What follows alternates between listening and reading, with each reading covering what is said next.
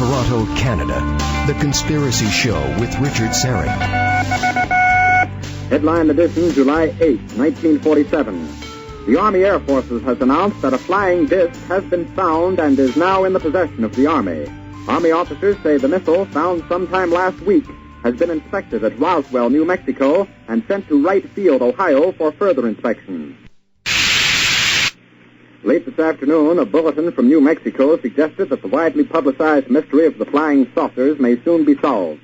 Army Air Force officers reported that one of the strange discs had been found and inspected sometime last week. Welcome to the Audio Imaginarium. Come on in, weary traveler, hang your cloak on a peg, grab a stool, and come gather around the fire. There are stories to be told, and you are among friends. And welcome to our 2-hour special as we look at the 70th anniversary of the Roswell UFO incident.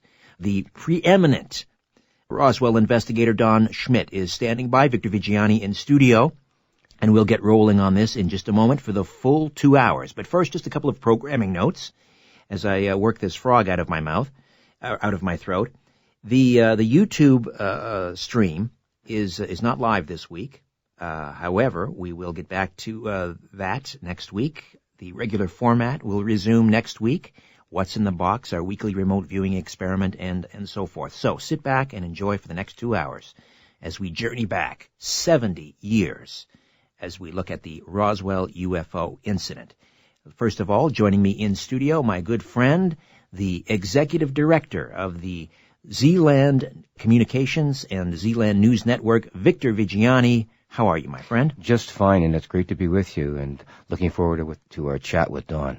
First, before we get going with that, kudos to you for your exemplary work at the Alien Cosmic Expo this past June. Thanks to your hard work and others at the expo, you actually seem to break through and get some decent mainstream newspaper reportage on this issue. Congratulations. Thank you very much. We certainly did. We got the Toronto Star engaged. Ben Rayner, a good friend of mine and a senior reporter and music and entertainment critic at the Toronto Star, did a fantastic job on reporting about Unacknowledged, about the film that Stephen Greer produced, and also the Toronto Sun, which has been following our work a lot in the past 3 or 4 years. And a fine reporter, Jenny Young, did a great piece on the expo. So, and you were the central part of that. That's article. Right. Yes, they came over and did some photographing of me and around my computer and all of that. And Jenny, spun a really great story around the work that I've done in the past to promote the expo and the expo itself.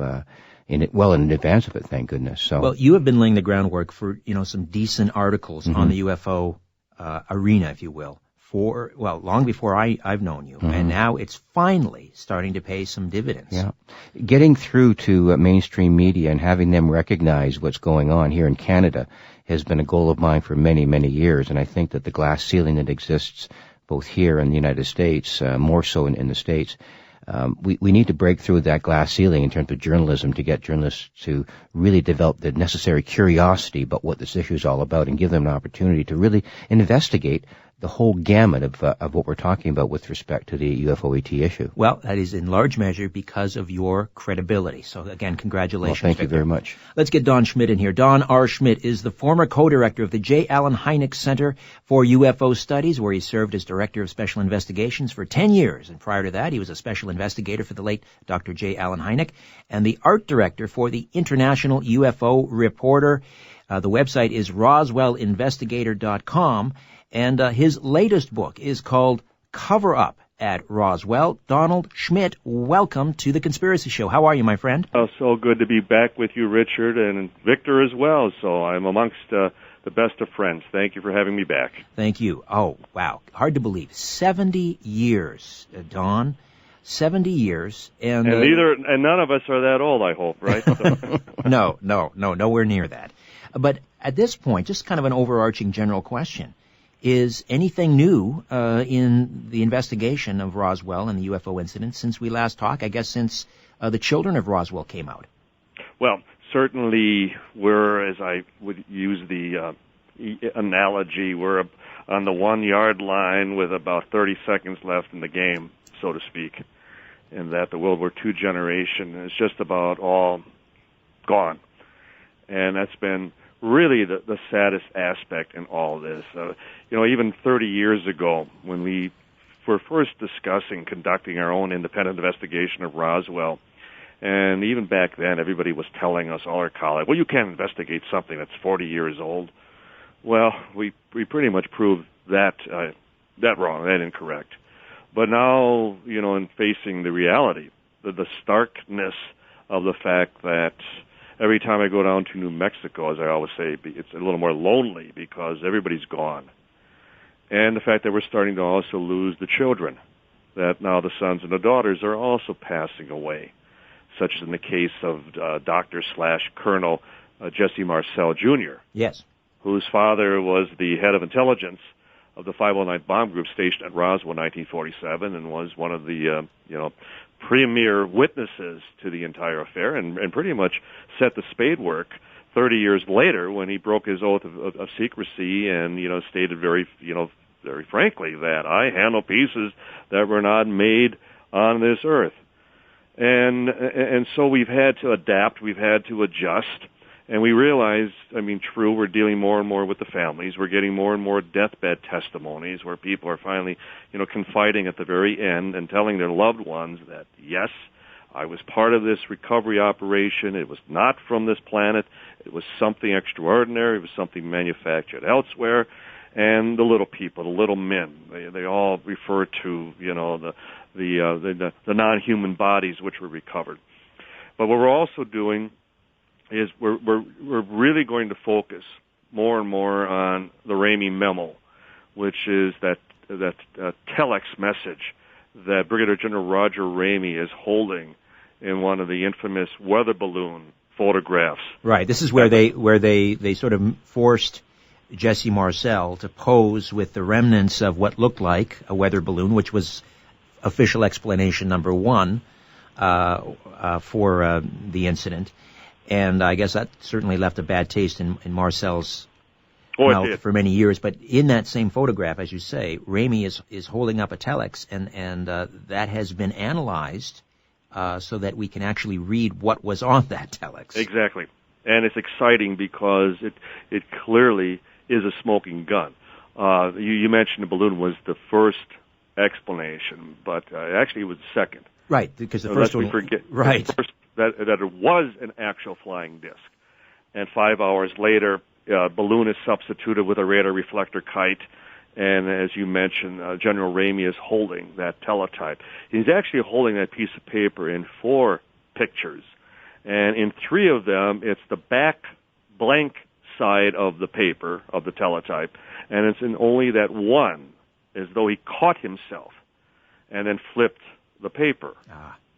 But the fact that there's a full paragraph of type, and even back in 1990, when we first learned that the original negatives still existed, and that it was a reporter back in 1947 by the name of James B. Johnson, who worked at the Fort Worth Star-Telegram, who took those very pictures, which is the reason they were preserved, and they were kept at the Bentman Library Collection, University Collection down in Denton, Texas. And we were able to, get reproductions from the original negatives, and we realized, my God, with a little computer enhancement, we might be able to read this. And in 1990, we had Dr. Richard Haynes, who, with his work at Jet Propulsion Laboratory and with NASA, and he was already doing computer enhancement, we felt, let's throw it to Dr. Haynes, see what he can do with it. And he was able to pull out a few letters here and there, and one word did jump out, and that was the word balloon. So we walked away convinced it was a press release on the weather balloon explanation. Right. That's simple. And so there it languished, it sat there in limbo for the next, 10 years. And then we realized that, now we have programs, we have actual software that we should go back and let's see if we can read the rest of it. Well, that's when, and then as you both know, we turned the corner. And especially as far as with the the expertise of Dr. David Rudiak and Dr. Donald Burleson, they're able to read about 75% of that teletype that is visible in that one photograph. And where it makes reference specifically to disc on 2 occasions, it talks about multiple locations, multiple sites in reference to the crash. But I think, and clearly the smoking gun, the line, the victims of the wreck you forwarded to blank blank at Fort Worth, Texas. There you go. That is the smoking gun. Victims of the wreck. So obviously what victims in association with a weather balloon, radar reflector kite. So it establishes the fact that there were bodies recovered at Roswell. It doesn't state specifically they were extraterrestrial, no, but it throws the onus right back on the government. What bodies, what victims? Indeed. Don R. Schmitt is with us, and his latest book is Cover Up at Roswell. And previously, of course, the UFO crash at Roswell, the truth about the UFO crash at Roswell, Witness to Roswell, and last year, of course, The Children of Roswell, and his latest, once again, Cover Up at Roswell. Victor Viggiani from Zealand News Network is with us in studio. Take it away, Victor. Actually, I just wanted to go back to that memo, Don. I was sort of looking at it here. And the way David Rudiak, and was he one of the major forces that sort of unraveled that kind of messy type that was presented to him? Was he the major figure in that? Oh yes, of course he was, yeah. And all credit to David. Stanton Friedman originally managed to get a drum scan from the negative, and the library was always very leery, just the very process of doing a drum scan, because you have to bend the negative. And so it was only the legibility was only a certain percentage of the original negative. And when we had it done a year later, we increased as far as the intensity to the point that we were very close to actually having the negative. The last time we did it, they told us, for all intents and purposes, we had the negative. And then that's where, and David specifically, Dr. Rudiak's specific technique is just to blow it up on the wall in front of him. And for those, for example, and we've had colleagues who have suggested, well, you're chasing, faces in the clouds. Right. Well, that's nonsense, because you're talking like snowflakes. Every one is different. Well, here there's only 26 possibilities. And then you're only talking about specific words that then have to be consistent within the context of a sentence. And it has to also be part of military jargon, as also, can easily be demonstrated. So it condenses it down to the point that it's exactly as Rudiak says it is, such as the line victims of the wreck. And if not, then somebody has to come up with new English vocabulary, new words altogether. All right, I got to jump in here. This may be, aside from the individual, testimony, this may be the single most important piece of evidence as we discuss the 70th anniversary of the UFO Roswell crash back in 1947. Don Schmitt on the phone and Victor Viggiani in studio from Zealand News Network. Back with more of The Conspiracy Show. Don't go away.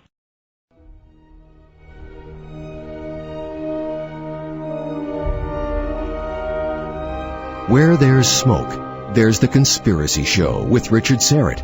None of the materials that we picked up weighed anything. Looked like it was weightless. You couldn't feel that you had anything in your hands.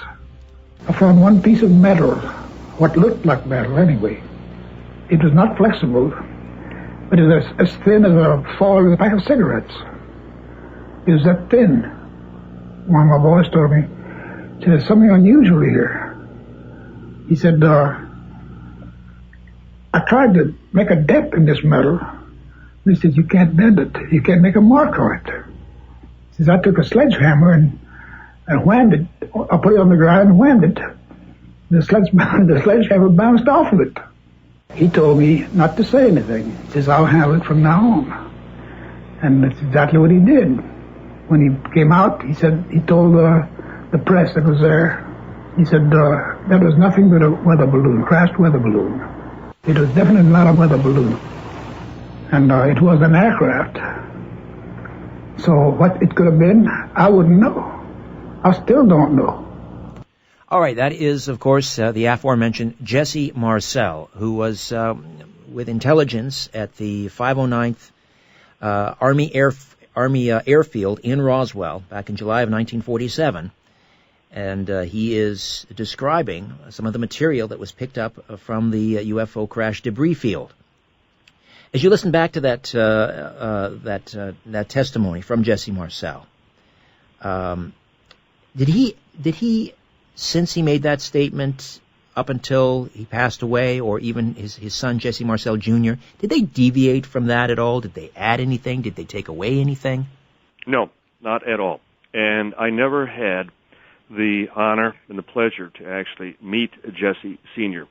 We came into our own investigation 3 years after he had already passed away in 1986. And I would have loved, I was one of the things that to this day, I still point my finger at Stan Friedman. And why didn't you take him out to the debris field? Why didn't you ever take him out to essentially recreate the scene of the crime, so to speak? And, actually walk through that area and recreate what transpired through that day when he was first led out there by the rancher Mac Brazo and filled up 2 vehicles before they drove back to the base of Roswell. And there would have been a lot of questions that one of the things that I would have loved to have asked Jesse is, did you see the bodies? Because we've had witnesses and even family members within the Marcel relation who have described to us that Jesse did acknowledge that he saw a couple of the bodies. Ah, that's interesting. I didn't know that. So he acknowledged it in private, but he never stated that for the record. That's correct. And in fact, even his grandson, Jess III, repeated what his grandfather had said in a KOB interview in Albuquerque, New Mexico, just months before he died, that there was still much that he was not able to talk about. And so I think in many ways, in 1978, when he first went public, he was testing the waters. And I think he had a rude awakening when you consider that there wasn't a single American publication that even touched the story. Here's the lieutenant colonel who was the #1 intelligence officer in the United States military back in 1947. And he's dying of emphysema at the time, so he essentially is providing a deathbed testimony that he handled actual wreckage from a crashed UFO and stated as a matter of fact that it was not made on this earth. And the sad part being that nobody touched the story except the National Enquirer. So is it any surprise that he did just also come out and say, well, I also saw the bodies, maybe you'll believe that? Well, it was like we had that famous scene in our Roswell movie with actor Kyle MacLachlan actually portraying Jesse Marcel. And they're at a reunion, and he's taken aside by a deep throat by a plainclothes intel officer who's played by actor Martin Sheen. And Sheen tells him it's all true, confesses everything, that, the whole situation, we are being visited, we are in contact, we are, cooperating with the phenomenon as best we know. And then we incorporated into the script where Marcel would finally say, or he would ask, well, what did I see out in that field back in 1947? And then the Sheen character reels him back in and goes, why, Jesse, that was just a weather balloon. And he goes, no, it wasn't. I held it in my hands. And he says, you go ahead. You tell the world what you saw. You have no proof. And that's been the trump card that the government has had over the last 70 years. The fact that it's almost like the old the scene in the vampire confrontation, where the vampire character is saying, "Go ahead, tell the world I exist." You can't prove it. That's right. No one will believe it. That's right. No one will believe it. On that same point, Don, I think it was in your book, The Children of Roswell, that you mentioned that some of the witnesses, I'm not sure if it was the children or the actual witnesses, moved through the field and grabbed some of the most exotic pieces of the craft, yes, as if they were in some sort of unintended candy store, just picking these things up as they went along. Would you ever expect, or have you ever seen any evidence that some of these pieces may surface at some point? Oh, we've had so many false alarms through the years. I can't tell you how often we jumped on a plane and with the hope that somebody would provide us with that, that ultimate holy grail. And we've to date, conducted 5 archaeological digs at the very debris field site. We've had many a crash investigator tell us that there's no way that you can absolutely retrieve every last shard, every last, microscopic particle, from a crash. And as a result, we continue, and considering that the area covered an area of almost a square mile, and the fact that witnesses, as you described, Victor, it was a candy store. They described how they were even hiding pieces in canned jars of fruit down in their storm cellars, down in their basements, because they realized they had something very extraordinary. And it wasn't like they displayed it in a trophy case or up on a fireplace mantle, that type of thing. No, they hid these pieces away under floorboards in their homes and out in sheds and down in fruit cellars and that type of thing. Only later to have everything confiscated by the military as they made a house-to-house, ranch-to-ranch, systematic search of the premises in trying to retrieve every last piece of physical evidence. And, gentlemen, that's always been one of the greatest arguments against this being a top-secret project or anything that we were testing, because it was the physical evidence that they made every effort to retrieve. It wasn't somebody had knowledge of this or that, or somebody had documents or, had photographs that could demonstrate otherwise. It was anybody who had physical proof that this indeed was something beyond the pale, something that could not be explained away. And that is why, even years thereafter, they were still confiscating materials. They were still searching. We have tales, we have stories from the rancher, the ranch hands still out at that original ranch, describing as recent as the late 80s catching Air Force personnel still out at that site looking around. Ah, interesting. And I can assure both of you, they're not looking for pieces of a weather balloon. Well, let me ask you about this. You're right. The second explanation. The first one was that it was actually a disc that was captured by the Army. Yes. The second one, Project Mogul, the weather balloon. Have they been? They claim that this was a balloon that had been launched on, I think it was June the 4th or June the 5th. Yes. And flight number 4. Right. Yes. Didn't they go back though and check the log, the entry, and found that due to weather there wasn't one launched on such and such a date, but it was launched on another date, and that one was recovered? Yes. And in fact, the very launch of the very log from that scheduled launch flight number 4, they had already filled the balloons with helium.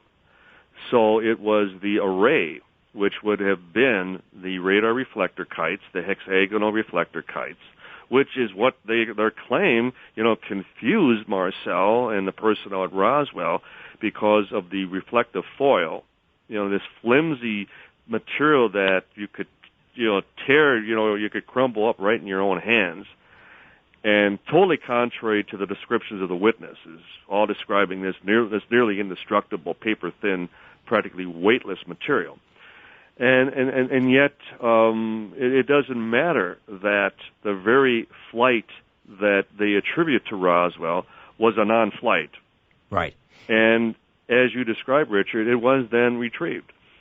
They have to coincide it with the July 9th interview with the rancher Mac Brazo, where under military guard he is taken to the Roswell Daily Record, the newspaper, and he essentially retracts his original story, that it was just a balloon. We gathered it up on June 14th, and the military came and retrieved it, and, end of story.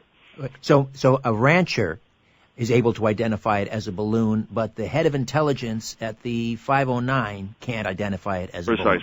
Precisely. And the base commander, Colonel William Blanchard, who, now let's look at this scenario. Let's just step back and watch this ourselves for a moment. The rancher comes into town, and he doesn't go to the military. The first thing he does, he goes to the sheriff's office, the Chavez County Sheriff, Sheriff George Wilcox. Wilcox is impressed enough with the material that he dispatches two of his deputies to go check it out. It's a holiday, it's a 4th of July weekend. They could have humored him. They could have said, Mr. Brazo, come back tomorrow on Monday, and maybe we'll look into this. No, he sends out two of his deputies. And it's also important enough that they contact Marcel, who is on duty. He's having lunch at the PX when the call comes in. Marcel drives out to the sheriff's office.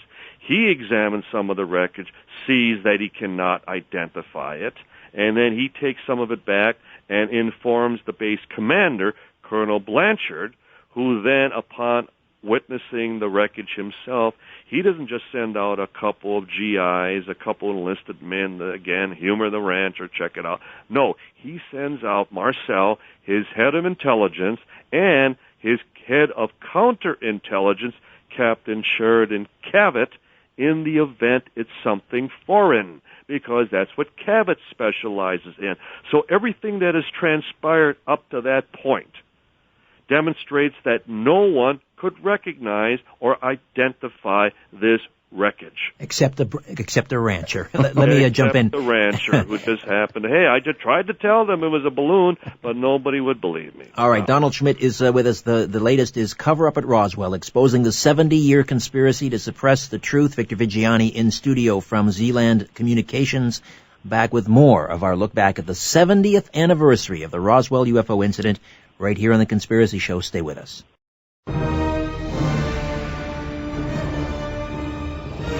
You're listening to The Conspiracy Show with Richard Syrett.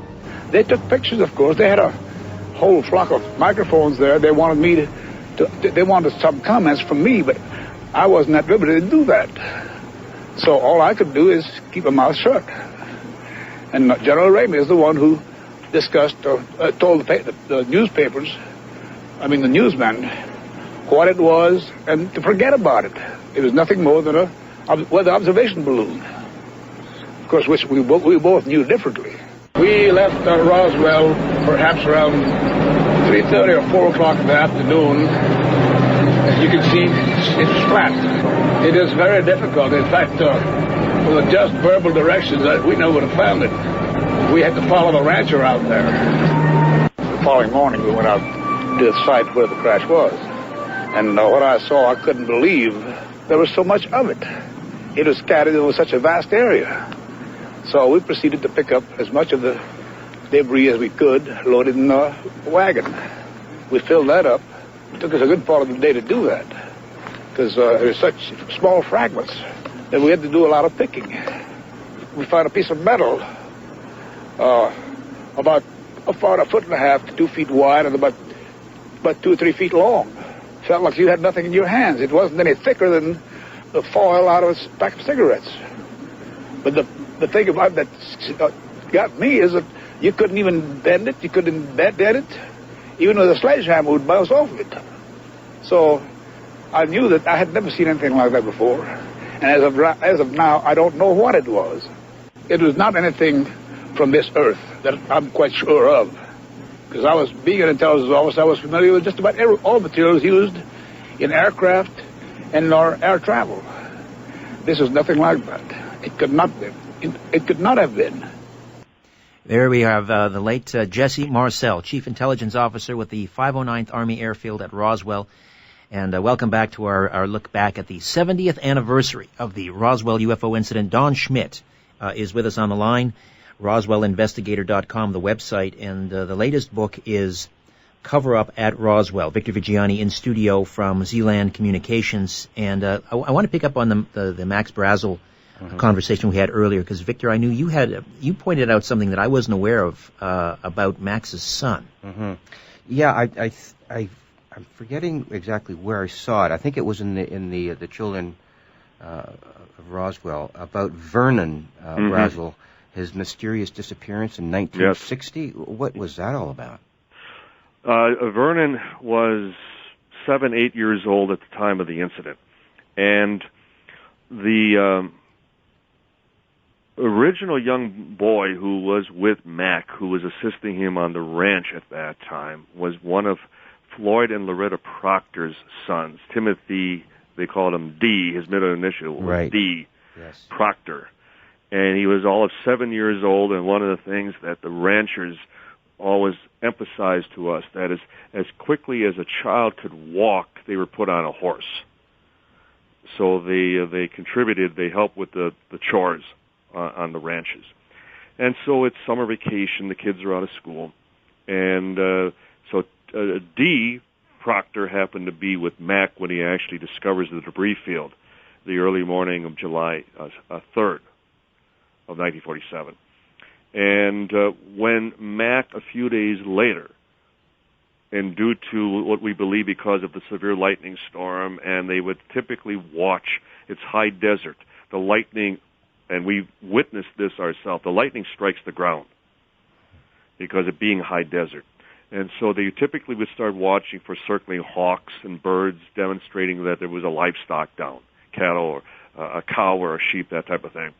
And this was what alerted them to this site about 2.5 miles from the debris field atop this bluff.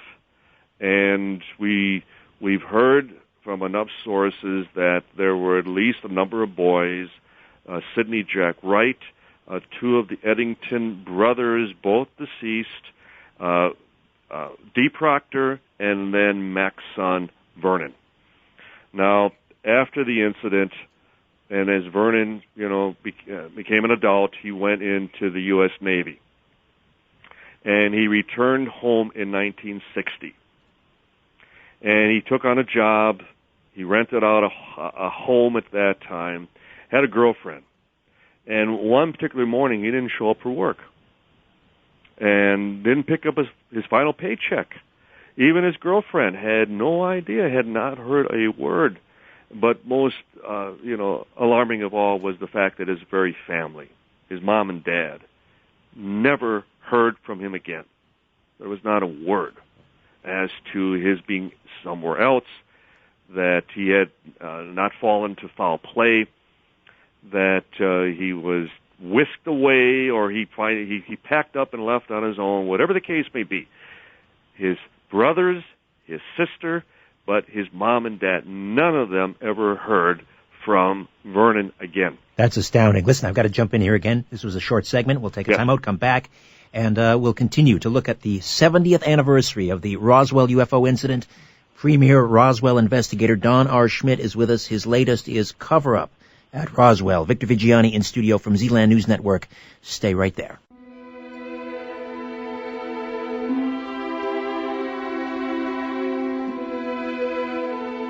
Question everything. This is The Conspiracy Show with Richard Syrett. My name is Carlene Green, and I live here in Roswell. My father was in the Air Force, and he was stationed here at Roswell at the time in 47. He was assigned as part of the cleanup crew out at the site. He had the highest security clearance that the Air Force gives, but he was never able, nor did he ever attempt to discuss the incident.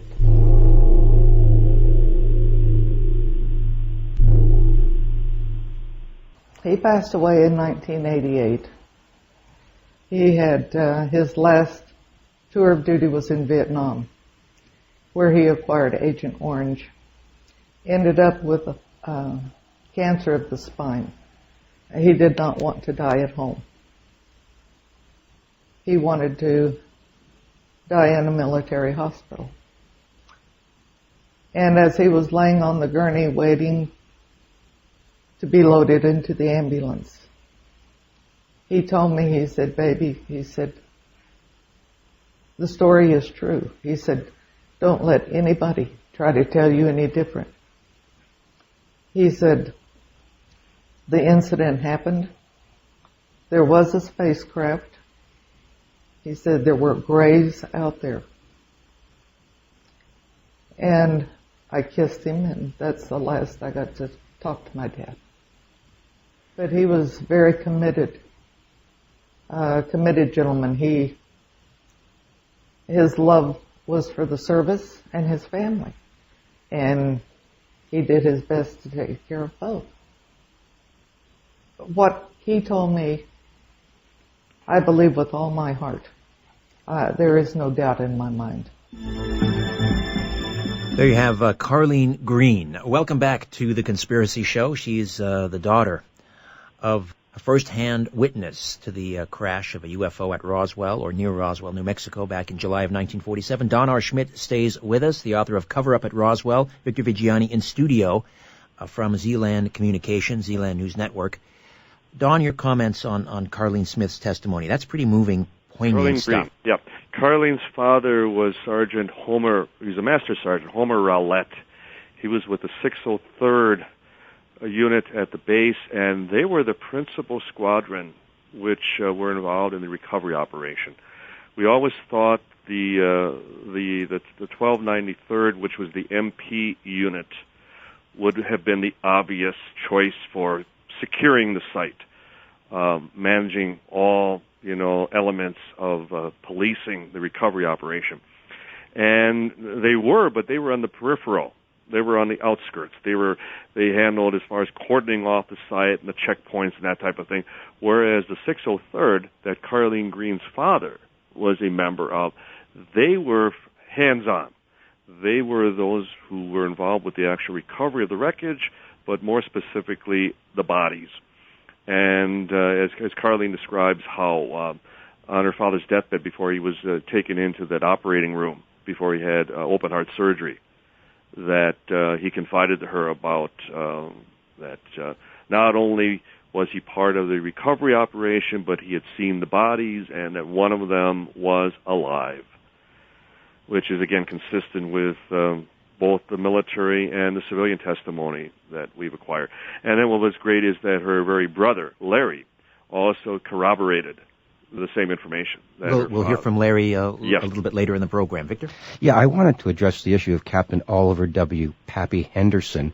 I remember reading some of the material about him. I think he was one of the ones that assisted, or he was the chief pilot or the head pilot of the C-54, and he witnessed, purportedly, the loading of the debris. Mm-hmm. And I think I recall reading in The Day After Roswell, I believe it was, I'm not quite sure about that, but the reference to the fact that there were crates being loaded into the belly of the C-54. He witnessed this whole thing. How does he fit into all this? Well, he was a member of the Green Hornets. So he was one of the more highly respected pilots within the military at that time. And it was in the late 80s that he and his wife, Sappho, happened to be in a checkout lane. And there was one of the tabloids that had, it could very well have had a story on Major Marcel, what had been claimed as far as the crash at Roswell. And he remarked to her, well, it looks like it's all coming out, so I might as well tell you. So he finally confided to her. And we did a dramatization of Pappy at the hangar and the wreckage that was crated up and then loaded into a C-54 aircraft, and then a number of the bodies. Mm-hmm. And Pappy, Oliver W. Henderson, would talk about the bodies reminded him of Casper the Ghost. Not only that they were very pale, they were very ashen in color, but also the shapes of the head, which, when you think about it, there's no nose, no slit for a mouth, and no ear appendages or anything of that sort, no earlobes. And the other thing, his good friend, Dr. John Kromschroeder, described to us that what especially bothered Henderson was that as a young boy he had gone to his uncle's funeral, and that the ashen gray color of his uncle inside the casket also reminded him of the bodies. And so he was a little spooked by the entire ordeal, let alone by the fact that he realized that they were not human. But it also was a throwback to even his childhood experiences. Yeah, the affidavit that I'm familiar with, did his wife not put forward some sort of affidavit clearly outlining exactly what Pappy went through? Yes. There were a couple of affidavits, too, weren't there?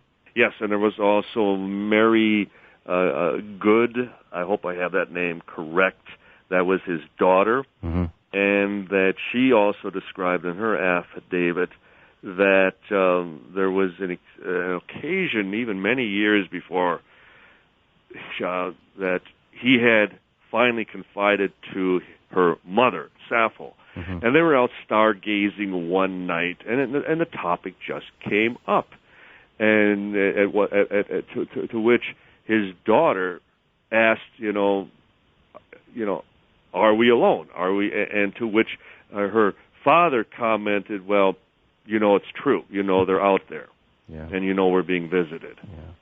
Yeah, I think her name is Mary Grood, G-R-O. Grood, yeah, yes, Grood, yeah, yes. G-R-O-O-D-E, right? Yes, thanks. Yeah, the other point I wanted to raise.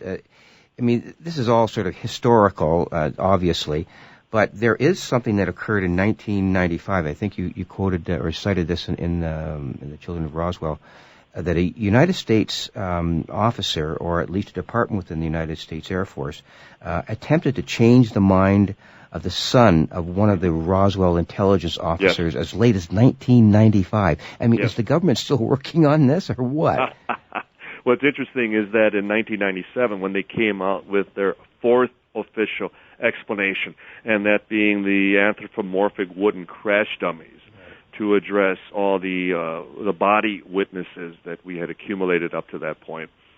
Captain James McAndrew, who was the actual author of the Roswell case closed on the crash dummies, but before that he also was the chief researcher on the Project Mogul report. And Jess Jr. described to us that for the better part of a year, Captain McAndrew was calling him up and, asking him to please reconsider that those I-beam structures that you describe having witnessed in the kitchen of your home that late, or I should say early morning, 2 o'clock in the morning, when his father, on his way back to the base from the debris field with his car, his 42 Buick convertible, loaded, to its gills with wreckage, and he wakes his wife, Viad, and Jess Jr. and takes them to the kitchen, and there he has the floor just covered with this strange wreckage, and Jess picks up an I-beam structure, and he points out, what are these symbols? What are these structures, that you hold up to the light? They're pinkish in one direction, and then they're purplish in another direction, depending on how the light is cast on this material. And so here it is, 50 years later, and Captain, or I should say Major McAndrew at that point, is arguing with Jess Jr., trying to convince him that, well, what you actually witnessed was nothing more than masking tape with flowers painted on them, on these sections, and it shrank from the desert heat into what looked like an I-beam. And at one point, Colonel Marcel reminds him that he outranks him because McAndrew is screaming at him, according to Colonel Marcel, what's it going to take for you to finally, believed that all you handled, were strips of masking tape. And Colonel Marcel never backed down, even to the slightest.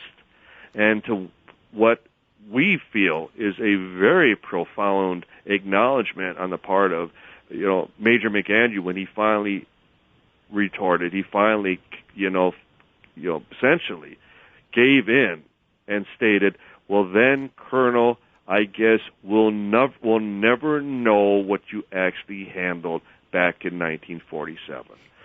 Here's the very author of the Project Mogul report and Roswell case closed on the anthropomorphic crash dummy report, and he confides, he finally capitulates, he finally cries uncle and says, Colonel, then I guess we never will know what you actually handled back in 47. Amen. End of story as far as we're concerned. We're heading into a break in about 2 minutes, but just final question before the break, and that is getting back to these anthropomorphic crash dummies that were supposedly dropped from high-altitude balloons. Project High Dive, yes, and Excelsior, 2 different projects. Okay, so 1954 is when those That's right. 52 actually, and 54 were, yeah. Okay, so has that been 100% confirmed that they didn't start those crash test dummy tests until 1952? Absolutely. In fact, we even spoke to the very son of the creator, the designer of the very crash dummies. And he, when that explanation came out, he himself, according to the son, was quite livid because it was though he was responsible and he never was honest enough to step forward and say, yes, those are my crash dummies that they're describing, and nobody should believe anything, anything further they describe. And the point being that the very designer, inventor of those crash dummies, he confided to his son that the interesting thing about Project High Dive is every time those dummies were 6 feet tall, and they wore a full jumpsuit, and they were dropped by a parachute. So we don't have any witnesses describing jumpsuits. We have no witnesses describing parachutes, and we certainly don't have any witnesses describing 6 foot tall wooden crash dummies. All right, I've got to jump in here, and speaking of Operation High Jump, of High Dive, we'll continue this conversation on the other side. You're listening to The Conspiracy Show, our look back at the 70th anniversary of the Roswell UFO incident. Victor Viggiani from Zealand News Network stays with us.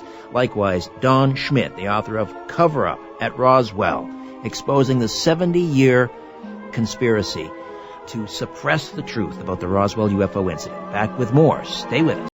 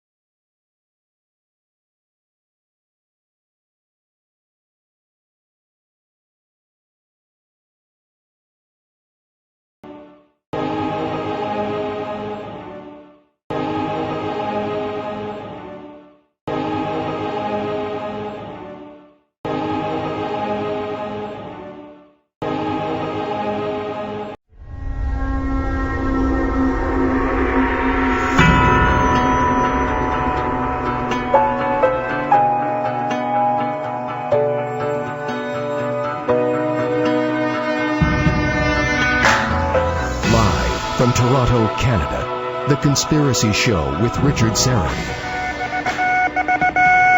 Headline edition, July 8, 1947. The Army may be getting to the bottom of all this talk about the so-called flying saucers. As a matter of fact, the 509th Atomic Bomb Group headquarters at Roswell, New Mexico, reports that it has received one of the discs which landed on a ranch outside Roswell. The disc landed at a ranch at Corona, New Mexico, and the rancher turned it over to the Air Force. Rancher W.W. Brazell was the man who discovered the saucer. Colonel William Blanchard of the Roswell Air Base refuses to give details of what the flying disc looks like. In Fort Worth, Texas, where the object was first sent, Brigadier General Roger Ramey says that it is being shipped by air to the AAF Research Center at Wright Field, Ohio. A few moments ago, I talked to officials at Wright Field, and they declared that they expect the so-called flying saucer to be delivered there, but that it hasn't arrived as yet. In the meantime, General Ramey describes the object as being of flimsy construction, almost like a box kite. He says that it was so battered that he was unable to determine whether it had a disc form, and he does not indicate its size. Ramey says that so far as can be determined, no one saw the object in the air, and he describes it as being made of some sort of tinfoil. Other Army officials say that further information indicates that the object had a diameter of about 20 to 25 feet, and that nothing in the apparent construction indicated any capacity for speed, and that there was no evidence of a power plant. The disc also appeared too flimsy to carry a man. Now, back to Taylor Grant in New York. Thanks for inviting me into your home, your long-haul truck, your RV, camper, taxi, your parents' basement, your loft, that greasy spoon just off the interstate, and your cabin in the woods. Welcome to Hour 2 of our special look at the Roswell UFO incident, the 70th anniversary. Don Schmitt is with us on the line, the author of Cover Up at Roswell, Exposing the 70-Year Conspiracy to Suppress the Truth. And in studio, our good friend Victor Viggiani, Executive Director of Zealand Communications and the Zealand News Network. Victor, give us a website, how people can read your press releases and your articles and so forth. The best way to reach all the information is just to Google the word Zealand Communications, all one word, Z-L-A-N-D, and Communications, and you'll come up with all the press releases and the articles that we put forward. I guess the best way to describe it is it's a news organization that attempts to report on this whole phenomenon in a very hopefully objective way, but that gets the information out, not necessarily by writing stories about it or just looking at the facts and reporting it and getting the information out there and letting people decide. Over the next hour, we'll hear from some more witnesses. Glenn Dennis, of course, the mortician at the Ballard Funeral Home in Roswell, who has some very interesting stories to tell. Savage Dodson, another witness, and Larry, it was Carla Green's brother. Rowlett. Larry Rowlett. We'll also hear from him. Before we get back into it, though, Victor, just give us some impressions. The 70th anniversary of the Roswell UFO incident, as Don has said many times, we're in a race with the Undertaker, now the second generation, the children of Roswell now dying. So what are your thoughts? Are we ever going to get to the truth? The answer to that question has to be an eventual yes, because people like Don Schmitt and Tom Carey and Stan Friedman and other people who have done research on this, the evidence is absolutely overwhelming about the incident itself. But the other side of the coin is the resistance that the United States government, the United States military, is still expending in order to put the last nail in the coffin of this issue. They are still trying to shut people up about it. In other words, threatening people. They did it back with Frankie Rowe. I think we could have maybe Don talk about that incident of one of the daughters of one of the firemen that was out at the site, the way they threatened that family, and they're still doing it now. Why the intimidation? Why the fear factor still in 2017? So there must be something going on behind the scenes that they don't want the general public to know about. So it's a double-edged sword in terms of when this is going to come out and how it will come out. Right. I guess a better way of asking the question is that we already have the truth. The question is, when are we going to get an admission? And the answer to that is probably never. Probably never, yeah. Don, your thoughts on that question? Victor, you speak of it quite accurately and actually quite sadly when you think about it. That, I cite the contemporary example of even Edward Snowden. Whether one thinks of him here in this country as a traitor or even a hero, as a whistleblower, the irony that an American would have to flee to Russia for sanctuary, for protection, when the exact opposite has always been true. And the very thought, the culpability, and Victor, you're correct in that the truth is there. The story, the eyewitness testimony, I can't tell both of you how often we have had even skeptics tell us that our book Witness to Roswell, which just provides an opportunity for all of these witnesses to just speak out and tell their personal accounts and how it all plugs in, that it all becomes part of this fantastic mosaic, whether military, whether civilian, whether media. They are all describing the same extraordinary event, and they all reacted extraordinarily, as though they were dealing with something, beyond the pale, something they could not comprehend. And the irony, when you think about it, the last time that former President Bill Clinton was on the Jimmy Kimmel show, and this is all they talked about. And Clinton lamenting the fact that I had 8 years in the Oval Office, and I couldn't get them to tell me the truth about Roswell. And we could add President Carter, and the late Senator Barry Goldwater, and the late Congressman Stephen Schiff, and the former governor of New Mexico, Bill Richardson. And I'm sure we could add others. So we're talking right up to the office of the presidency. And so I would always throw this back even to any of your listeners who would think, well, I know better. I know that this couldn't have happened, anything but extraterrestrial, that people need to believe the government, that this was nothing more than a top-secret mogul balloon. Well, what do you know that even the president doesn't know? What do you know that senators and congressmen and governors don't know? Maybe you should, please, inform them of what, your information is, because they still lament the fact that they cannot get the truth about this. So I'm in very good company, right up to the office of the president. You know what's interesting? The skeptics always say, whether it's in the UFO arena or elsewhere, they always say extraordinary claims require extraordinary evidence. The old That's Carl Sagan adage. That's not true, though. That's you don't have to have extraordinary evidence. You just have to have evidence. Precisely.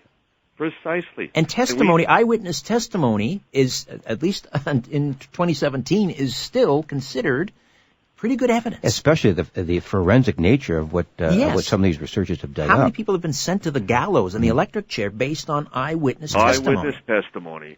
And in the case, and at least here in the United States, deathbed testimony is admissible. It's considered physical evidence. And we have to date over 24 deathbed testimonies. And each and every one of them talks about the little men, the little people. They talk about that this indeed was the recovery of a flying disc. It wasn't a weather balloon of any sort. It wasn't a rocket. It wasn't an aircraft.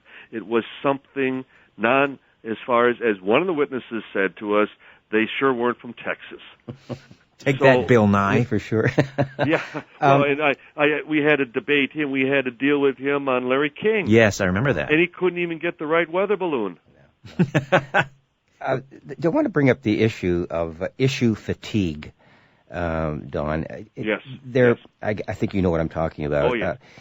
After such a long period of time, 70 years, I would imagine that the U.S. government, the military, or whoever are the holders of the secret, are hoping for this issue just to kind of fade away. Right.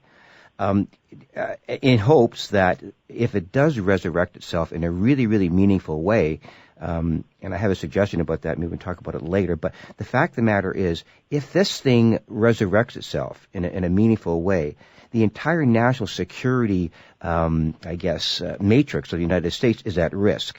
Do you think that's one of the reasons why they want to keep the lid on it? Is it a national security issue of the highest priority? Well, I think that's been an acknowledgement, even from the highest elements of the Pentagon, of the military for years, that if should UFOs actually exist, that it would indeed be a threat to national security.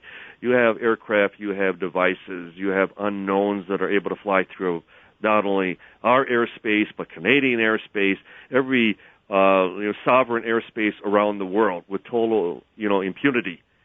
We can't touch them, we can't outperform them. There's nothing we can do, and as a result, who's going to step forward and say, well, yes, we are being visited, we are not alone. There are aircraft that are able to outmaneuver, outperform anything that we throw at them, anything that, any effort on our part to identify them. We don't know where they're from, who they are, what their motives are, but vote for me come next election. Who's going to accept that responsibility? The Walter Cronkites and even the Pope, for that matter, will they rise to that occasion? And as we've mentioned, the threats, the very physical threats to American citizenry, that therein would would lie the culpability. Just imagine the class action suit that all these families could then unite and throw back at the United States government. You mean you threatened us over what you claim was nothing more than a weather balloon device all those years, and now you finally concede that we were telling the truth, that we were accurate, we were correct, and we, had to face your wrath after all that time for nothing more than stepping forward and trying to tell the truth? So there is a lot at stake here. And certainly back in 1947, the actions of the military were justified. We had the Soviet Union breathing down our necks back at that time, and certainly it was a case of who could ever reverse engineer, who could ever develop the technology first, could potentially rule the planet, could have total air supremacy. And we'd have a whole fleet of flying saucers, and nobody could challenge us. And so here we are now 70 years later, and as you both have heard me state in the past, I still maintain it's a cover-up of ignorance, that we still don't have any answers. We still don't know from why, from where, from who. A few minutes before we head into the next break, and I want you to explain to me, Don, why the Army first released, the first explanation. Yes. Why? What's the rationale? If then they had to backtrack and cover up, and then for 70 years cover up. Why the initial press report that it was a captured disc? Well, one again, the misnomers that the debunkers always provide is that it was a knee-jerk response on the part of the base at Roswell, that they just overreacted, and before higher-ups could, essentially pull them out of the fire, so to speak, and identified as nothing more than a weather balloon device, that it was just, again, a simple overreaction. Well, that does not accept the scenario, the actual chronology of events, that Washington, D.C. already had some of the wreckage in hand by late Sunday, July 6th. And they did not put out that press release until a day and a half later on Tuesday, July 8th. So they had plenty of time to stage this, to word the press release in such a way that it appeared as though they had the disc in hand. Does not name the ranch or the rancher. It doesn't name anyone but Major Marcel, and he immediately is shipped out of Roswell for the balloon press conference in Fort Worth. So it was a staged event. They essentially they create the straw man and then they tear it down. They could not deny something had happened because the rancher already had talked to the press. It was already getting out to the public. So they had to acknowledge something. And they masterfully put this together where we have a flying disc. Oh, by the way, we just have it now in front of us, and sorry, ladies and gentlemen, it's nothing more than a weather balloon with a radar reflector kite. And the press accepted it. Keeping in mind that post-World War II, the military walked on water. And whatever they stated as an explanation, the media accepted as well. And that's why they took a major gamble, but it worked. And it lasted for the next 30 years until Major Marcel finally broke his oath of silence and said, wait a minute, ladies and gentlemen, the first press release was the correct one. It was a flying saucer. All right, we will hear from Glenn Dennis, who worked at the Ballard Funeral Home in Roswell. When we come back, Don Schmitt stays with us on the line, the author of Cover Up at Roswell. In studio, Victor Viggiani from Zealand News Network, Zealand Communications, as we look at the 70th anniversary of the Roswell UFO incident right here on The Conspiracy Show. My name is Richard Syrett.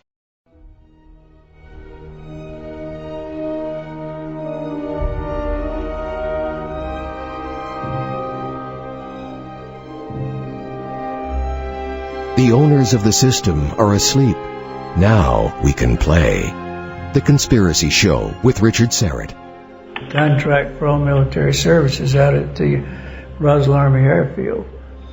And this gentleman called and said he was a mortuary officer at the base. He needed some information. And I said, what do you need? And he said, how many hermetically sealed infant caskets do you have, 3.5, 4 foot in stock? And I said, we don't have any. How long would it take you to get them? And I said, well, I can call Amarillo by 3:30 this afternoon and have them in here in the morning. I said, what's going on? He said, that's not important. I said, well, it is important also, but anyway.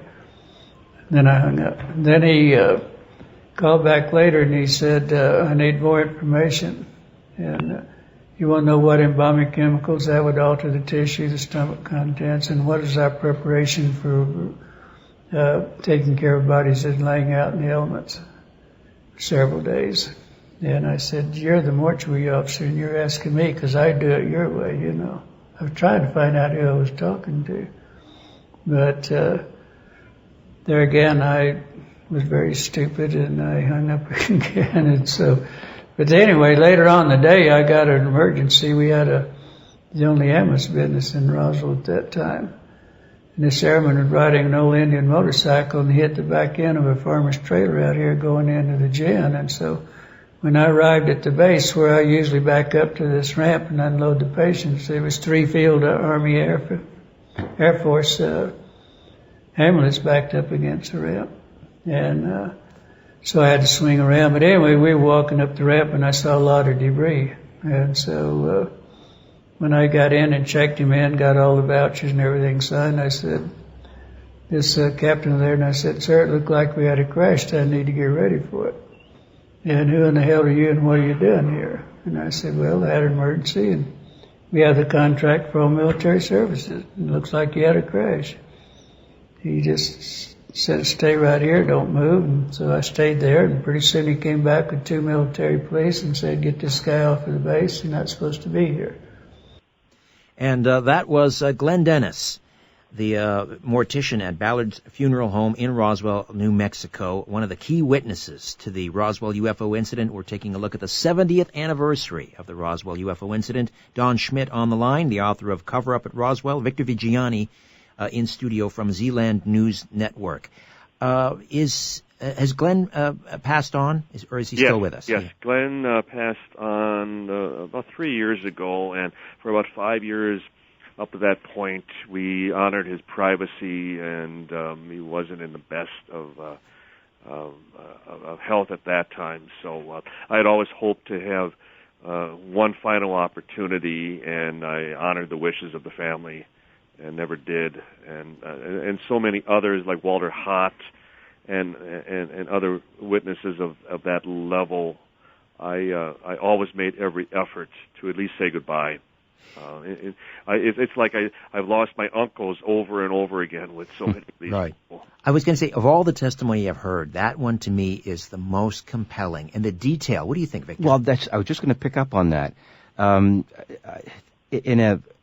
not saying that I'm a linguistic expert, but in my training, in language development within children, and even adults too, when I listened to the actual linguistic patterns of the way Glenn spoke, I'm not talking about what he said, the content, how he said it, the way one word leads into another, and the way another idea leads into his ideation about the contents of what he was talking about was so specific.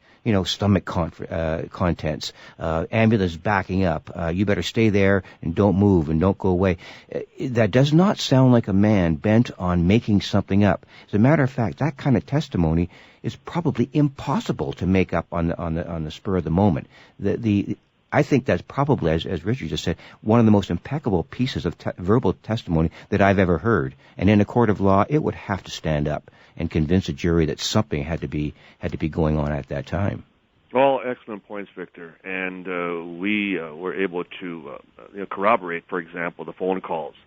Former chief of police and another nurse and an attorney, long-standing attorney in Roswell, who all described to us, in detail, that within days after the incident, that Glenn Dennis, the mortician, was still talking about these unusual phone calls, requesting information about, the preservation of bodily fluids and bodies which had been exposed to the elements out in the desert for a prolonged period of time, and most unusual was the request for the child-sized caskets. And at one point we tried to talk to, and it was after another investigator by the name of Richard Thiem had managed to even talk to the son of the father, who made the drive up to Amarillo, Texas, from Roswell, and as it turns out, that's where they used to pick up the caskets. And he described to Richard Thiem that they made the long drive up to Amarillo for this urgent, pickup of these child-sized caskets, and by the time they returned back to Roswell, the city was under lockdown. It was all blocked off, and they had to circle to the west of the city to come in.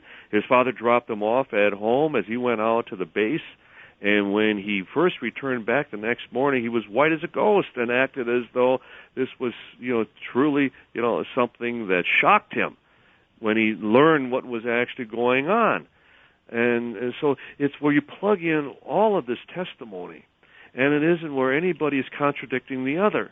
Mm-hmm. It's like we can tell you who were on the special flights in and out of the base, and who were the guards posted around the hangar, and who were the doctors and nurses out at the base hospital, and who were the GIs out on the desert floor on their hands and knees picking up all this wreckage, and who were driving the trucks back and forth, and who were driving the ambulances, and who drove the high-low, transporting the remains of the craft, that type of thing. We can assign different witnesses to all of those specific events in this entire chain of events. And nobody is, saying, no, I was the one who did that. Oh, no, you didn't do that. I did that. They're all either reading from the same script or they're describing exactly what their participation, their involvement was back at that time. In terms of the participants and the testimony, it's like there are no missing pieces of the puzzle. I mean, we don't have the physical evidence, but in terms of the who was involved, as you say, who was where, who did what did they say? It's all there. The puzzle is complete, or am I missing something? And I think, Richard, that is, I think, the most amazing thing about this entire situation. You can talk to any crime investigator, you can talk to any insurance claim adjuster, and they would all describe how 10 people would witness an event. You'd have 10 different accounts. But it's called the Ramachan effect. It's based on a Japanese murder trial. In fact, there was a movie even made about it. And what it basically comes down to is that there are 3 positions to every occurrence, every event. And what it comes down to is that there is your version, and there is my version, and then there's what actually happened. And the difference being with the skeptics, with the debunkers, they don't care what actually happened. They, as far as their minds are made up, that their opinion is all that matters, anything but extraterrestrial, and they do nothing to try to prove what actually happened. The difference being that for all these years, and as I state that our investigation is still fluid, it is still striving to determine what actually happened. And that is the major difference in all of this. And as you said, Richard, as we continue to still plug in these pieces, these final pieces, there was an MP, he was with K-Squad, the kitchen squad. His name was Melvin Brown, and he was posted behind an ambulance truck. And he was told to keep his eyes forward. And on his deathbed in London back in 1985, he described to his wife and his 2 daughters how the first chance he got, he lifted up the tarp, and there were a couple of the bodies inside the back of this ambulance truck. Well, 2 years ago, I spoke to a former pig farmer by the name of Raymond Pollard, whose weekly job was to go out to the base and pick up the remains, the scraps from the kitchen, the mess halls, because they would feed them to the swine, to the pigs. Well, he described to me that he had a hell of a time getting onto the base because the base was under lockdown. And he finally said, well, you need to dispose of all that garbage anyway, so you might as well just let me onto the base and I'll blow it up and I'll take off. Well, he described to me that there was a sergeant on the loading dock who was talking about the strange people he saw out at a crash site north of town. Well, okay, who was that? Sergeant Brown? But the point is, here it's even a pig farmer who's picking up the garbage from the mess hall, and he becomes a witness to what had transpired north of town. Yeah. So it's like, again, they're all reading from the same script, or they're describing exactly what they witnessed. Yeah, you know what it's like, Don? It's like sitting on a beach and watching waves come in one at a time, at one right after another, just relentlessly hitting the shore. And that's what I feel sorry for you in a lot of ways, because you've seen so many waves come forward, and each one of them is just soaked with this grand mosaic of information. And it must be very frustrating for you. I want to ask you, in the time we got left here, you've been through this a number of times. You go over, you eat, sleep, and dream this kind of stuff. Is there any incident that you are aware of that even comes close to the comparison of the importance of the Roswell incident in terms of the depth of information and the validity of what's really going on? I would have to honestly say no. Okay. And for this reason, that not only do we have, as far as an historical benchmark, the fact that they put out that press release, that they actually announced that they had captured a flying disc. And then they name names, so they establish a trail. Now, granted, they explain it away 5 hours later, but nonetheless, that as witnesses get older, and especially due to the courage, the bravery of Jesse Marcel stepping forward and saying, wait a minute, I handled that wreckage and it was not made on this earth, that it establishes then a continuity that well beyond the retracted information, that people eventually are going to step forward and say, well, I was there and they were not from Texas, that type of thing. And so it establishes a minutia of information, and it creates this snowball that continues to get larger and larger and larger. And the difference, unlike all other UFO events that are just fleeting experiences, that people see something in the sky, or maybe at best even see something on the ground. But with Roswell, you have the actual recovery. You have where planet Earth actually takes possession of physical proof that we are not alone. And as a result, we're not glancing skyward hoping that they come back someday. We're able to point to Washington and say, you have the proof. You've been sitting on the physical evidence for 70 years. And as long as Earthlings contain or still possess that physical proof, there is hope that we may finally pry it loose. All right, stay right there, Don. And likewise, Victor, we'll be back. We'll hear from Glenn Dennis again and some other witnesses as we look at the 70th anniversary of the Roswell UFO incident. Don Schmitt, author of Cover Up at Roswell. Victor Viggiani, Z-Land News Network in studio, back with more of The Conspiracy Show. Don't go away. The Conspiracy Show with Richard Syrett. There were two pathologists. I understood they were from Wright-Patterson. They were not doing an autopsy. They were examining what was brought in from the Roswell crash, what we call the Roswell crash. But the reason that she started out the door, and then they said, Lieutenant, we still have to have some help. And this is what you're going to do. And they wanted her. And so they'd take a forceps and turn a hand. She'd say 4 fragile fingers, so many centimeters, and all this kind of stuff. And she said she wasn't in there over 20 or 30 minutes at the most. And all their eyes and it started burning in their skin. They were feeling it was getting real warm and real hot. So that's when they just immediately, they had no idea what they had. The two pathologists said there wasn't anything in the anatomy books. There wasn't anything in what our medical schools. They had never seen anything like this. And that's immediately after that they were put in these pouches, put in a hermetically sealed container and flown directly to Wright-Patterson. All right, welcome back to The Conspiracy Show and our look at the 70th anniversary of the Roswell UFO incident. Don Schmitt is on the line, and he is the author of, well, the latest is Cover Up at Roswell. Victor Viggiani in studio from Zealand News Network, and we just heard again from the late Glenn Dennis, the mortician at the Ballard's Funeral Home in Roswell. And this was, he's speaking about a friend of his who was a nurse, who was called in to work at the Roswell Army Airfield in July of 1947, and it sounds like she was participating in. He said it wasn't an autopsy; they were simply examining these bodies. And again, Victor, what stands out is the impeccable detail. And as you say, it's not what he says; it's the way he says it. I mean, it sounds so genuine, authentic. Yeah, absolutely. Your thoughts on that, Don? I don't believe anyone spent more time trying to track down Glenn Dennis's nurse.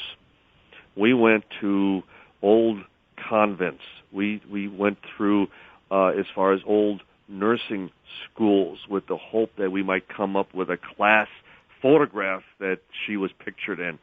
And realizing that Glenn Dennis had provided us with a false name, the wrong name. And Tom Carey was with me at the time that I finally confronted Glenn, and there was a bit of a shouting match back and forth. I finally realized that what Glenn Dennis was doing was protecting the woman, protecting the fact that she may even have still been alive at that time. And I also had to concede, now you're talking about, again, the World War II generation, and Glenn was married to his second wife, Kay, at that time. Well, his first wife was also still alive. Well, it didn't take much to finally, determine the fact that Glenn was having an affair with a nurse. I mean, it was that simple. The pieces come together. Yes. And so, yes, but again, it doesn't disqualify the story. No. It doesn't mean that, he would make up such an outlandish story to protect the fact he was having an affair with a nurse who didn't even exist, as the naysayers would say. Well, at a later point, we learned about another nurse, and we confronted her. And the first words out of her mouth were, "Did Glenn Dennis tell you all about me?" Well, we didn't want to acknowledge that because in reality, he had not. Though we had run her name back, we had run her name past him, and his reaction was, well, I told you. There was such a nurse. Well, anyway, the next morning after we did meet with this nurse, and we once again confronted Glenn Dennis, the mortician, and then he recanted the whole thing. So it became quite evident that she had called him immediately after we had left, and essentially read the riot act to him, that you promised, or I had asked you never to say a word. How did they know about me if it didn't come from you? But the point being, it did not come from Glenn Dennis. It came from another source. But nonetheless, he recanted. I never told you about her. I don't know that she was involved, that type of thing. So it was amazing how they even knew about one another. Indeed. And they're too demonstrating that they were aware of one another's participation. Don, we're heading into a break. We've just got about 10, 15 seconds here. But do we know the identity of any of the pathologists? We know of some of the pathologists, some of the forensic experts who were at Wright-Patterson, Wright Field in 1947, yes. All right. Listen, we'll pick that up on the other side. We'll also hear from some more witnesses coming back. We'll hear from, I believe, Savage Dodson coming up next. Back with more of The Conspiracy Show and our look at the 70th anniversary of the Roswell UFO incident. Stay with us.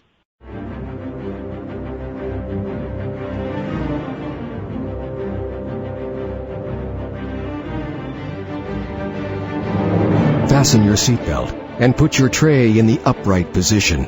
You're about to leave everything you know behind. On The Conspiracy Show with Richard Syrett. My name is Larry Roulette.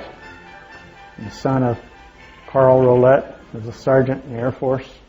And my dad and I's relationship was, I can't say it was an excellent relationship, but it was a good relationship. We never had any big problems or anything. It was in the late 80s, and I was talking to my dad, we were out in his shop, and we kind of got into a conversation about it then. And that's when he let me know that he had been on the cleanup crew that went out to pick up the crash site in 1947.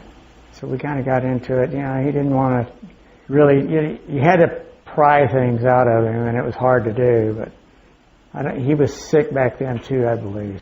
But he told me about the grays. So they got out there and then turned around, and all of a sudden there was 3 of them laying there.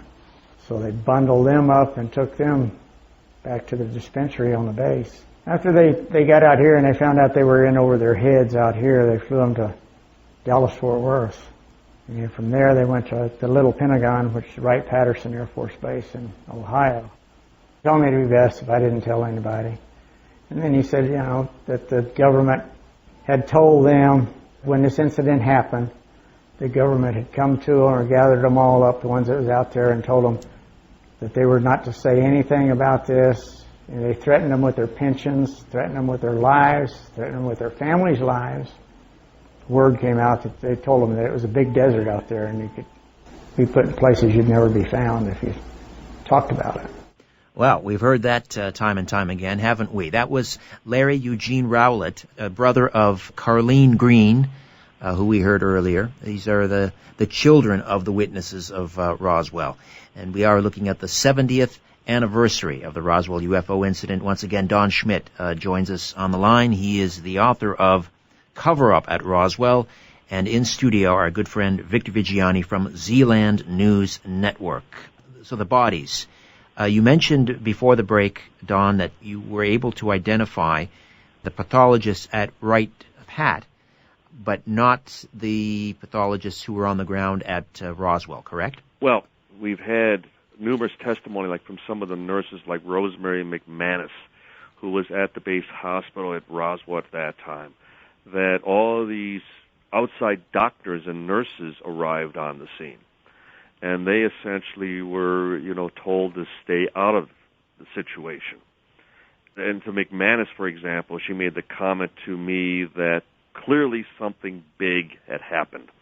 Walter Hott, who was the public information officer, at one point when we had asked him in regards to Glenn Dennis's calls about the preservation efforts in preserving the bodies and the bodily tissue and fluids and everything, that they did not have a morgue at the base hospital. So they weren't set up for something of this nature at all. And so going up the chain of command, and Wright Field in 1947, they had the Biological Medical Research Facility. And the late Leonard Stringfield, who specialized, and he was one of the first people to actually interview Lieutenant Colonel at that time, Jesse Marcel, as to his involvement at Roswell. And it was Len Stringfield who had talked to a number of autopsy medical doctors who had supposedly performed such work on the remains from Roswell. And they even described specifically and in detail the very biological, physiological nature of the bodies and their digestive tracts and their stomachs and their lungs and their bone structure and that type of thing. And the use of the word humanoid, that they were like us in many respects, but yet they were not. And the testimony being very consistent as to the bodies recovered at Roswell, and then in conjunction to the remains, the bodies that were received at Wright Field were consistent, that they were describing the same as the Ramey memo would say, the victims of the wreck. I want to address a question that's been sort of haunting me a little bit about all this. There's 2 aspects to it, I guess, Don. You've interviewed, how many interviews have you conducted about this? 300? We've talked to over 600 people, okay, either directly or indirectly involved. With reference to the bodies, okay, how many of these witnesses, independently, without any prompting on your part, mention bodies? Would you? I mean, I don't want to put you on the spot for a specific. Oh, not at all, not at all. And I believe, as we've been able to demonstrate, that the witnesses specifically to the bodies are the ones that were threatened and intimidated the most. It's one thing if you've only handled or even seen the bizarre, the strange wreckage. You might be able to convince any of the witnesses therein that, well, it's something top secret, it's something new of our design, and you're going to have to keep quiet about it. You can't say anything. But the moment you've observed non-human bodies, remains, of something that clearly, that demonstrates that we're dealing with a life form from off the planet, all bets are off.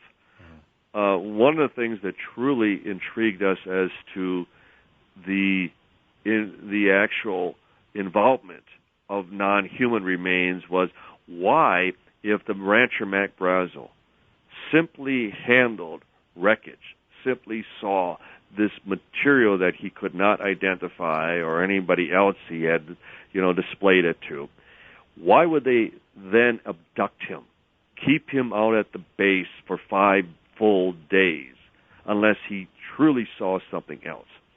And then when radio station reporter Frank Joyce described to us how Brazel, when he was brought to radio station KGFL to retract the original story, and Brazel would then go off mic, they'd go out into the lobby, and Joyce would remind him, what about the little green men? To which Brazel then turned back and said, but they weren't green. And you start to again plug in all of that, and you realize that whether it's the firefighter Dan Dwyer, who described seeing the bodies north at the impact site, and then you have Brazel and the young boys who were with him, and you then have the personnel at the hangar. We talked about Pappy Henderson and his flying out a number of the bodies. You have the nurse at the base hospital. This is all, in many, and sadly in many cases, secondhand, but nonetheless they're all describing remains. And then you throw in the document, the teletype, victims of the wreck. Well, it's not us asking about the bodies. It's where different people from different vantage points, whether out at the ranch, whether out at the hangar, at the base hospital, or then the special flights, and then you have the teletype. We're not asking the question. They're all plugging it in once again, as Richard was originally saying, that no matter from whatever vantage point you have, you're providing a piece of that puzzle. Let's get one more piece of the puzzle, and this is a first-hand witness. Let's hear from Savage Dodson. My name is Savage Dodson. I was a young GI, 22 years old, at Roswell Army Airfield in 1947. My job out there was in technical supply, and that job included taking care of what we called flyway kits.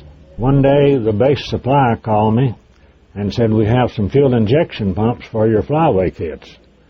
And I said, okay, I'll come up and pick them up. So I went to base supply in a weapons carrier and picked up 4 fuel injection pumps. When I came back by the supply unit, I told my friend and buddy there that we worked together, I said, I'm going up to the hangar where the flyway kits are to put these injection pumps in there. I drove up to this hangar and backed the weapons carrier up to the personnel door and got out, and with my key I was about to open the door. I noticed there was an individual over here, but I had not paid any attention to who he was or what he was doing. And the guy said, hey, Sarge, where are you going? I said, I'm going in the building here to put some fuel injection pumps in our flyway kits. He says, you can't go in there. Well, I didn't pay a great bit of attention to him. I just kept walking with my key, and I got almost to the door to insert the key, and he says, I says you can't go in there. Then I looked at him to see who he was. I noticed he had on an MP armband, and he had a 45 on his hip.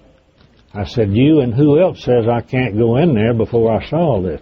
He says, me and this, and patted that 45 on his hip.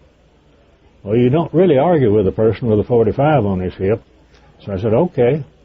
I turned around, put the key in the pocket, got in the weapons carrier, went back down to the section, and told my friend H.T. White, he said, I thought you were going to put those injection pumps in the flyaway kits.